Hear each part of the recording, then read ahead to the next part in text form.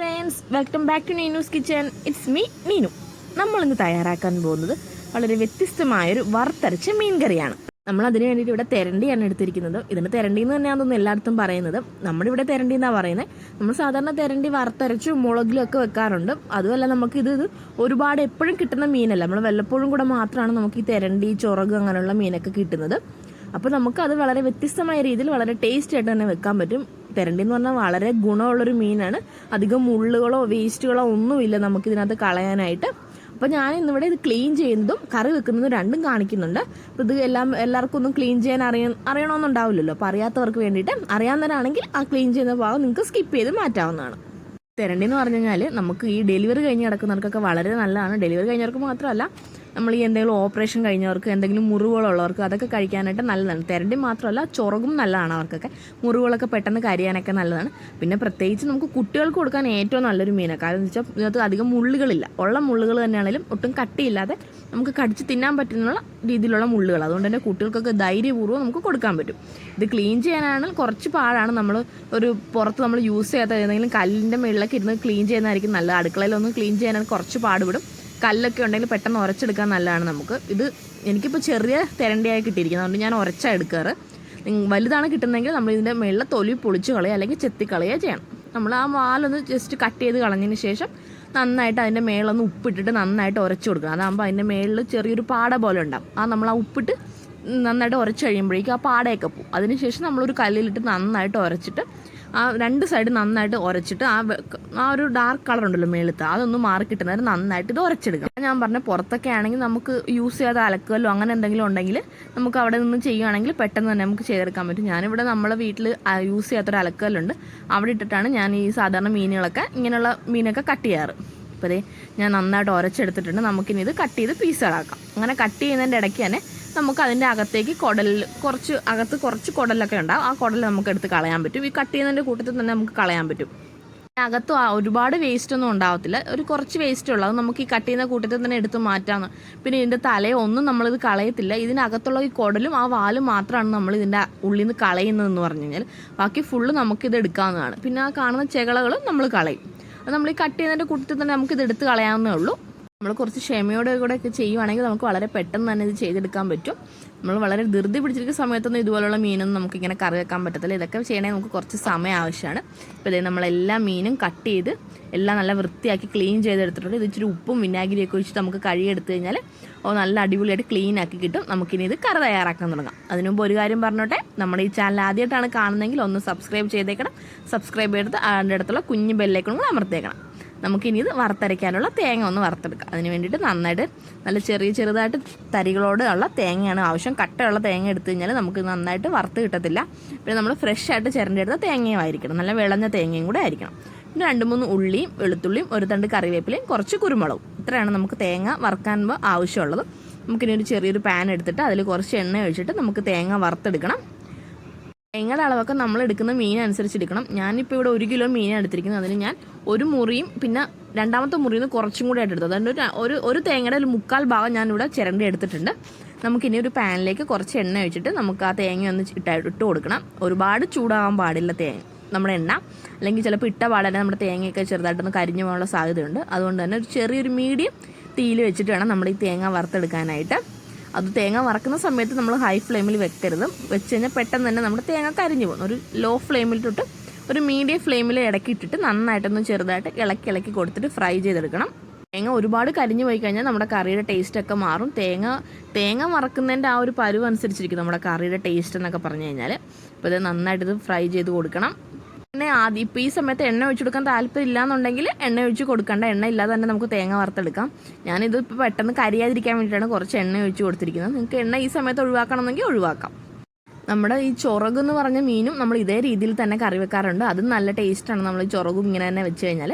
അല്ല, നിങ്ങൾക്ക് ഇതൊക്കെ നമ്മൾ മുളകിൽ വെക്കാനാണ് ഇഷ്ടമെന്നുണ്ടെങ്കിൽ നമ്മൾ ഇതിന് മുമ്പ് ഒരു കേരക്കറി മുളകിൽ വെക്കുന്ന ഒരു വീഡിയോ നമ്മൾ ഇട്ടിട്ടുണ്ട്. അതേ രീതിയിൽ തന്നെ ആണ് നമ്മൾ ഈ മീനും മുളകിൽ വെക്കുന്നത്. നിങ്ങൾ കണ്ടിട്ടില്ലെങ്കിൽ ഞാൻ മേളിൽ ഐ ബട്ടണിൽ കൊടുത്തേക്കാം.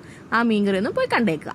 അപ്പോൾ നമ്മുടെ തേങ്ങയൊക്കെ നന്നായിട്ട് ഫ്രൈ ആയി വന്നിട്ടുണ്ട്. ഈ ഒരു പരുവാകുമ്പോഴേക്കും നമുക്ക് ഏറ്റവും ലോ ഫ്ലെയിമിലോട്ട് മാറ്റണം.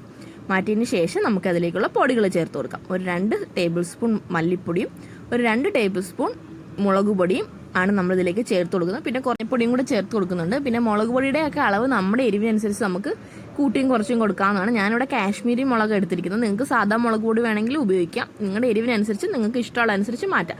അതല്ല നിങ്ങൾക്ക് മുഴുവനായിട്ടുള്ള മുളകും മല്ലിയാണ് ഇടുന്നതെന്നുണ്ടെങ്കിൽ നമ്മൾ ആദ്യം തേങ്ങ ചേർത്ത കൂട്ടത്തിൽ തന്നെ ഇട്ടേക്കണം. അല്ലാതെ അവസാനം ഇടാനായിട്ട് നിൽക്കരുത്. നിങ്ങൾക്ക് സാധാരണ ഉണക്കമുളകും ഉണക്കമല്ലിയാണ് ഇടാൻ താല്പര്യമെങ്കിൽ അങ്ങനെ ഇടാവുന്നതാണ്. അപ്പോൾ ഇനി ഇതെല്ലാം കൂടെ ചേർത്തിട്ട് നന്നായിട്ടൊന്ന് ഇളക്കി കൊടുക്കണം. നമ്മൾ പൊടികളൊന്നും ഒട്ടും കരിഞ്ഞു പോകരുത്. കരിഞ്ഞു പോയി കഴിഞ്ഞാൽ നമ്മുടെ കറിയൊക്കെ മൊത്തത്തിൽ കുളവാകും. ഇപ്പോൾ ഇതേ തേങ്ങയൊക്കെ നന്നായിട്ട് വന്നിട്ടുണ്ട്. നമ്മുടെ പൊടികളുടെയൊക്കെ പച്ചമണമൊക്കെ മാറി നന്നായിട്ട് മൊരിഞ്ഞ് വന്നിട്ടുണ്ട്. ഈ ഒരു സമയമാകുമ്പോൾ നമുക്കൊന്ന് തണുക്കാനായിട്ട് മാറ്റി വെക്കാം. ആ തണുക്കുന്ന സമയം കൊണ്ട് നമുക്ക് കുറച്ച് ഇഞ്ചിയും ഉള്ളിയും വെളുത്തുള്ളിയും ഒന്ന് ചതച്ചെടുക്കാനുണ്ട്. ചതച്ചോ അരിഞ്ഞോ എടുക്കാം.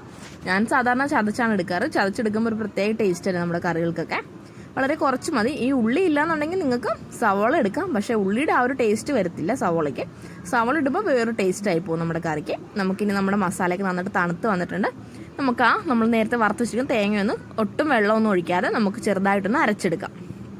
അങ്ങനെ അരയുന്നില്ല എന്നുണ്ടെങ്കിൽ ഒരു ഗ്ലാസ് വെള്ളം വരെ ഒഴിച്ചു കൊടുക്കുക. എന്നൊക്കെ നമ്മുടെ ഇഷ്ടത്തിന് നമുക്ക് ചേർത്ത്. ഈ ഒരു കറിച്ചട്ടിയിലാണ് കറി തയ്യാറാക്കുന്നത്. അതിന് വേണ്ടിയിട്ട് കറിച്ചട്ടി ചൂടാകുമ്പോൾ നമുക്ക് അതിലേക്ക് കുറച്ച് വെളിച്ചെണ്ണ ഒഴിച്ചു കൊടുക്കാം.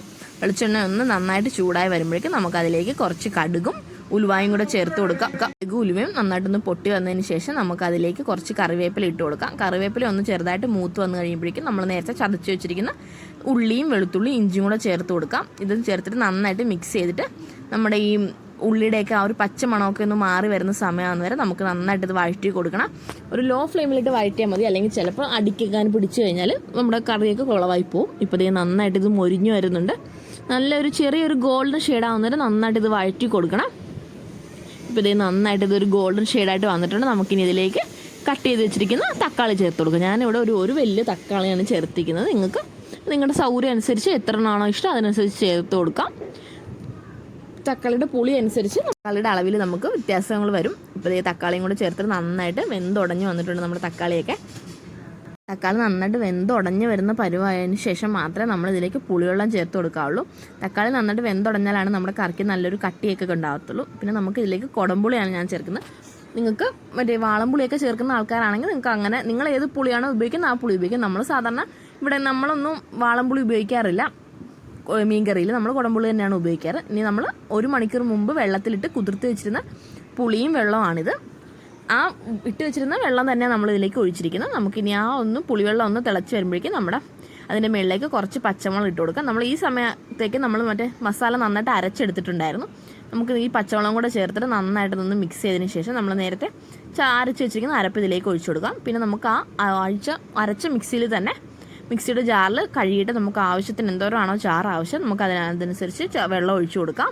ചൂടുവെള്ളം ഒന്നുമല്ല, സാധാ പച്ചവെള്ളം തന്നെയാണ് ഒഴിക്കുന്ന. കാര്യം നമുക്ക് ഇനി ഈ അരപ്പ് നന്നായിട്ട് തിളപ്പിക്കാനുള്ളതാണല്ലോ. അതുകൊണ്ട് തന്നെ ചൂടുവെള്ളം ഒഴിക്കണമെന്നില്ല, പച്ചവെള്ളം തന്നെ ആയാലും മതി. നന്നായിട്ട് ഇത് മിക്സ് ചെയ്ത് കൊടുക്കണം. നമ്മൾ നേരത്തെ ഇട്ടിരിക്കുന്ന ഉള്ളിയും വെളുത്തുള്ളി ഇഞ്ചിയിലൊക്കെ നമ്മുടെ ചാറിൽ നന്നായിട്ട് മിക്സ് ചെയ്ത് കൊടുക്കണം. എന്നിട്ട് നമുക്ക് ആവശ്യത്തിനുള്ള ഉപ്പും ചേർത്ത് കൊടുക്കണം.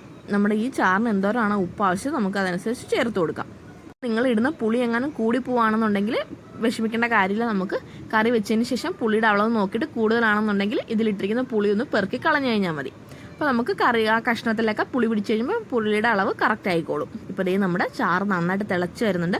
ഈ സമയമാകുമ്പോഴത്തേക്കും നന്നായിട്ട് നമുക്ക് ഒന്നുകൂടെ ഇളക്കി കൊടുത്തതിന് ശേഷം ഒന്നുകൂടെ നന്നായിട്ട് തിളപ്പിക്കണം. നന്നായിട്ട് തിളച്ചതിന് ശേഷം മാത്രമേ നമ്മുടെ മീൻ ഇട്ട് കൊടുക്കാവുള്ളൂ. ഇല്ലെങ്കിൽ ചാറിനൊരു പച്ച ചുവയുണ്ടാവും. ഇപ്പോൾ ഇതേ നന്നായിട്ട് തിളച്ച് വന്നിട്ടുണ്ട്. നമുക്കിനി ഇതിലേക്ക് മീനിൻ്റെ കഷ്ണങ്ങൾ കുറേശ്ശായിട്ട് ഇട്ട് കൊടുക്കാം. എല്ലാം കൂടി ഇട്ട് കഴിഞ്ഞാൽ ചിലപ്പോൾ ചാറ് മുന്നിലേക്ക് തെറിക്കാനുള്ള സാധ്യതയുണ്ട്.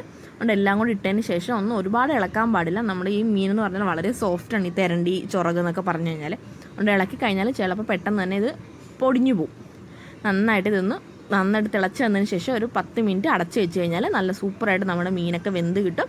ഒരു 10 മിനിറ്റ് ശേഷം തുറന്നിട്ട് ഒന്നും കൂടെ ഒന്ന് ചെറുതായിട്ടൊന്ന് ഇളക്കി കൊടുക്കണം. അടിയിൽ നിന്നൊക്കെ ഒന്ന് ഇളക്കി കൊടുത്തതിന് ശേഷം നമുക്ക് തുറന്ന് വെച്ച് ഒരു 10 മിനിറ്റ് കൂടെ വേവിച്ച് കഴിഞ്ഞാൽ നമ്മുടെ ഇതിലുള്ള എക്സ്ട്രാ ഉള്ള വെള്ളമൊക്കെ ഒന്ന് പറ്റിയിട്ട് നല്ല ഒരു കുറുക്കി നല്ല അടിപൊളിയായിട്ട് വരും നമ്മുടെ കറി. ഇപ്പോൾ ഞാൻ 10 മിനിറ്റും കൂടെ തിളപ്പിച്ചിട്ടുണ്ട്.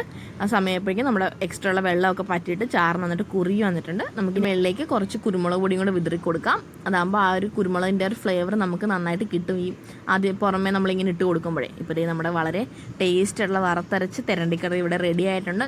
നമ്മുടെ ചൊറകും ഇതേ രീതിയിൽ തന്നെയാണ് വറുത്തരച്ച് വെക്കുന്നത്. നിങ്ങൾക്ക് ഏത് മീനാണോ ഇഷ്ടം, ചൊറകെന്ന് മാത്രമല്ല നമുക്ക് ഏത് മീൻ വേണമെങ്കിലും ഇങ്ങനെ വറുത്തരച്ച് വെക്കാൻ പറ്റും. അത് നമ്മുടെ ഇഷ്ടത്തിന് നമ്മുടെ സൗകര്യം അനുസരിച്ച് നമുക്ക് ഏത് മീൻ വേണമെങ്കിലും വെക്കാം. പക്ഷേ ചൊറകും തിരണ്ടിയൊക്കെ വറുത്തരച്ച് വെക്കുന്നതിൻ്റെ ഒരു ടേസ്റ്റ് വേറെ അടിപൊളി ടേസ്റ്റ് തന്നെയാണ്. നിങ്ങൾ ഇതുവരെ ഈ മീനൊന്നും ഇങ്ങനെ ട്രൈ ചെയ്തിട്ടില്ലെങ്കിൽ ഒരു പ്രാവശ്യമെങ്കിലും ഇങ്ങനെ ട്രൈ ചെയ്ത് നോക്കുക. നിങ്ങൾക്ക് തീർച്ചയായിട്ടും ഇഷ്ടപ്പെടും. നല്ല ചൂട് ചോറിൻ്റെ കൂടെയൊക്കെ നല്ല അടിപൊളി കോമ്പിനേഷനാണ് ഈ കറി എന്ന് പറഞ്ഞു കഴിഞ്ഞാൽ. ഇത് നമ്മൾ ഇന്ന് വെച്ച് കഴിഞ്ഞാൽ നാളെ എടുത്തു കഴിഞ്ഞാൽ ഒരു പ്രത്യേക ടേസ്റ്റ് തന്നെയാണ്. ആ പുളിയുടെ ഇതൊക്കെ നമ്മുടെ കഷ്ണത്തിലൊക്കെ പിടിച്ചിട്ട് നല്ലൊരു പ്രത്യേക ടേസ്റ്റാണ് നമ്മുടെ കറിക്ക്. അപ്പോൾ എല്ലാവരും വീട്ടിൽ ഇതൊന്ന് ട്രൈ ചെയ്ത് നോക്കുക. നിങ്ങൾക്ക് എല്ലാവർക്കും തീർച്ചയായിട്ടും ഇഷ്ടപ്പെടും. അപ്പോൾ നമ്മുടെ ഈ ചാനൽ ആദ്യമായിട്ടാണ് കാണുന്നതെങ്കിൽ ഒന്ന് സബ്സ്ക്രൈബ് ചെയ്തേക്കണം. സബ്സ്ക്രൈബ് ചെയ്തിട്ട് അടുത്തുള്ള കുഞ്ഞു ബെല്ലൈക്കൺ അമർത്തണം. അങ്ങനെയാകുമ്പോൾ ഞാൻ ഇനി ഇടുന്ന വീഡിയോസിൻ്റെ നോട്ടിഫിക്കേഷനൊക്കെ നിങ്ങൾക്ക് കിട്ടുന്നതായിരിക്കും.